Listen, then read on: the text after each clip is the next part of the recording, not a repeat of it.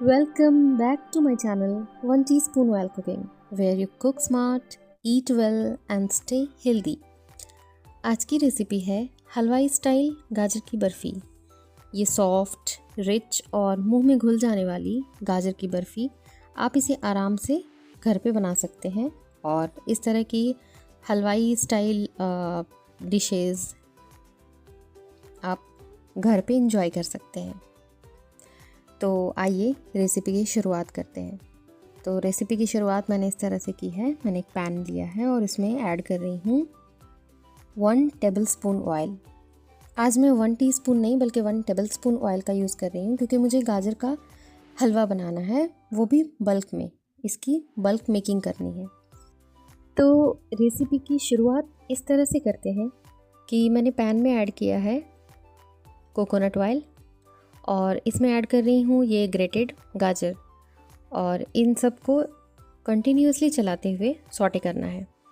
इसे तब तक सॉटे करना है जब तक कि इसके कच्चेपन की जो खुशबू है वो ख़त्म ना हो जाए। तो इसे छोड़ना नहीं है, कंटिन्यूअसली चलाते हुए सॉटे करना है।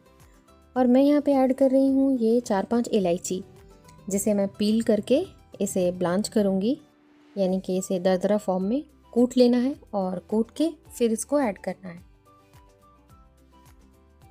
फ़िलहाल तो इसे कंटिन्यूअसली भूनते जाना है। जैसे जैसे इसका कच्चापन ख़त्म हो जाएगा वैसे वैसे ये इसका जो कलर है वो चेंज होता चला जाएगा। तो इसे इस तरह से लगातार भूनते जाना है। आपका जो हलवा है वो जितना ज़्यादा अच्छी तरीके से भुना जाएगा इसका टेस्ट उतना इन्हेंस होगा।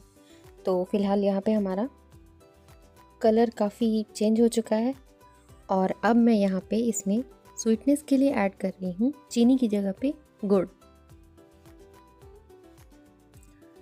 जो हलवे को एक नेचुरल सा टेस्ट और कलर प्रोवाइड करेगा। जनरली चीनी यूज़ किया जाता है लेकिन मैंने थोड़ा हेल्थ पर्सपेक्टिव से गुड़ का यूज़ किया है। और गुड़ जो है वो रिफाइंड शुगर से थोड़ा सा ज़्यादा हेल्दी होता है और इसमें आयरन कंटेंट्स एंड मिनरल्स जो हैं वो थोड़े मात्रा में होते हैं। अब इस मिक्सचर को लगातार मीडियम फ्लेम पे भूनते रहना है और तब तक दूसरी तरफ बर्फ़ी बनाने के लिए मैं खोया रेडी कर लेती हूँ। तो खोया बनाने के लिए सबसे पहले पैन में मैंने दूध लिया है और इस दूध में उबाल आने देना है। इसे तब तक बॉईल करना है जब तक इसमें एक उबाल आ जाए। तो ये देखिए इसमें उबाल आ चुका है। अब फ्लेम को थोड़ा स्लो करना है और इसमें धीरे धीरे छेने का पानी यूज़ करना है। आप चाहें तो विनेगर भी यूज़ कर सकते हैं बट मैं थोड़ा हेल्दी फॉर्म में जाती हूँ इसलिए मैंने छेने का पानी यूज़ किया है। तो इसे डायरेक्ट नहीं ऐड करेंगे, थोड़ा थोड़ा करके इसमें ऐड करना है, बिल्कुल इस तरह से जिस तरह से मैं कर रही हूँ। तो यहाँ पे मैंने छेने का पानी ऐड कर दिया है और अब जो है वो पानी और हमारा जो कर्डल्ड मिल्क है वो सेपरेट हो जाएगा और इसे कंटिन्यूअसली चलाते रहना है। ये काफ़ी इम्पॉर्टेंट स्टेप है। देखिए इस तरह से छेने का जो लंप है ना वो ऐसे मोटा मोटा बनना चाहिए। तो ये हमारा रेडी हो चुका है। चलिए देख लेते हैं हमारा गाजर जो है वो कहाँ तक पहुँचा है। तो देखिए गुड़ जो है वो मेल्ट हो चुके हैं। हलवे में गुड़ अच्छी तरह से मेल्ट हो चुका है। मैंने यहाँ पे रिफाइंड शुगर की जगह पे गुड़ का यूज़ इसलिए किया है, गुड़ में ना एक नेचुरल कैरेमल होता है जो आपके हलवे को ना वो नेचुरल कैरेमल फ्लेवर प्रोवाइड करता है जो शुगर से नहीं आता। और यहाँ पे जो मैंने इलायची को ब्लांच्ड करके रखा था वो ऐड कर रही हूँ। इलायची डालने से बहुत ही अच्छी खुशबू आती है हमारे हलवे में। चूँकि बर्फ़ी बनानी है तो सबसे पहले इसके लिए मैंने हलवा बनाया है, उसके बाद इसके खोए की टॉपिंग करनी है इसके ऊपर। तो इस तरह से सबको एक साथ सॉटे करना है, चलाना है, भूनना है, जो भी कह सकते हैं आप। ये इलायची और यहाँ पे ऐड कर रही हूँ बे लीफ से भी बहुत अच्छी खुशबू आती है। बहुत सारे लोग जो हैं वो सिनेमन स्टिक यूज़ करते हैं, मैं सिनेमन स्टिक यूज़ नहीं कर रही। उसकी स्मेल जो है वो थोड़ी मीठी होती है बट काफ़ी स्ट्रॉन्ग होती है, जो मुझे बिल्कुल पसंद नहीं। आप चाहें तो कर सकते हैं, ऑप्शनल है। मैं यहाँ पे सिर्फ बे लीफ और कार्डेमम का यूज़ किया है मैंने। तो ये बे लीफ, कार्डेमम और गुड़ और ये जो हमारा ग्रेटेड गाजर है, ये तीनों एक साथ भूनते रहेंगे। और ये सारी चीज़ें जब मिल जाती है ना, तो हमारे हलवे को एक स्ट्रॉन्ग सा कलर, टेक्सचर प्रोवाइड करता है। जब तक गाजर इधर भून रहा है तब तक मैं खोया बना लेती हूँ। तो खोया बनाने के लिए मैंने पैन में सिर्फ 2 to 3 drop of oil use किया है, क्योंकि हमें यहाँ पे बल्क में ऑयल नहीं चाहिए था, सिर्फ just a touch of oil चाहिए था। तो यहाँ पे मैंने पैन में हल्की सी ऑयलिंग की है एंड देन इस कर्डल्ड मिल्क के मिक्सचर को पैन में ऐड किया है। और ध्यान रखना है कि इसे लो फ्लेम पर लगातार भूनना है, क्योंकि अगर आप फ्लेम को थोड़ा भी हाई रखोगे तो ये ना पैन के सरफेस पे चिपकने लगेगा। तो यहाँ पे पैन को बिल्कुल लो फ्लेम पे रखना है और कंटिन्यूसली भूनते जाना है। जब इससे मॉइस्चर जो है वो लॉक होने लग जाए, ख़त्म होने लग जाए, हमारा जो ये मिक्सचर है वो सूखने लग जाए, तो इसमें थोड़ी थोड़ी सी क्वांटिटी में हम लोग दूध का यूज़ करेंगे। देखो मैंने इतना सारा दूध लिया है लेकिन थोड़ा सा दूध ऐड किया है। तो ये वाला जो प्रोसेस है ये हमें 3 to 4 टाइम्स करना है। जब इस मिक्सचर से दूध जो है वो सूख जाए, अगेन इसमें ऐड करना है और इसी तरह करते हुए हमें खोया रेडी करना है। तो अभी फिर से दूध जो है वो सूख चुका है, अगेन मैं यहाँ पे दूध डालूँगी और फिर से सेम प्रोसेस को हम लोग दोहराएंगे। तो ये इसी तरह से भूनते जाना है इसको। और यहाँ पे मैं फ्लेवर के लिए ऐड कर रही हूँ थोड़ा सा इलायची, जो ऑलरेडी मैंने ब्लांच करके रखा हुआ था। आप चाहें तो इसे पाउडर फॉर्म में भी यूज़ कर सकते हैं, बट मैं ब्लांच्ड फॉर्म में इसलिए यूज़ करती हूँ क्योंकि इसके दाने जो हैं उसके छोटे छोटे टुकड़े हमारे मुंह में जब आते हैं तो इसका टेस्ट और ज़्यादा इन्हांस हो जाता है। तो इस तरह से खोया बनाने का जो प्रोसेस है वो हमने कंप्लीट कर लिया है। यहाँ पे ऐड कर रही हूँ मैं आर्टिफिशियल स्वीटनर का।